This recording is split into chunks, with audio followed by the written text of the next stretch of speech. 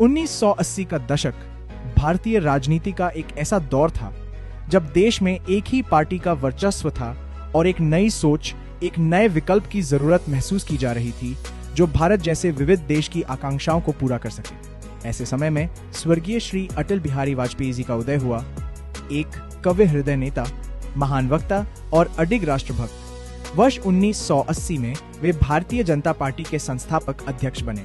अपने दूरदर्शी विचारों और प्रभावशाली भाषणों से उन्होंने पार्टी में नई ऊर्जा का संचार किया।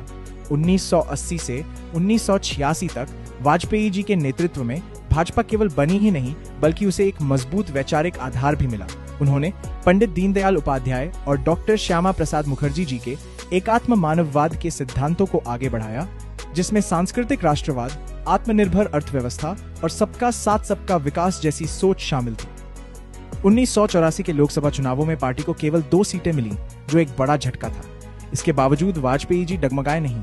उन्होंने पार्टी के भीतर एकता और अनुशासन स्थापित किया, जमीनी स्तर पर कार्यकर्ताओं को सक्रिय किया और क्षेत्रीय दलों से गठबंधन कर भाजपा का दायरा पूरे देश में फैलाया। 1986 में जब उन्होंने पार्टी अध्यक्ष का दायित्व सौंपा, तब तक भाजपा एक युवा संगठन से निकलकर एक मजबूत और विश्वसनीय विपक्ष बन चुकी थी।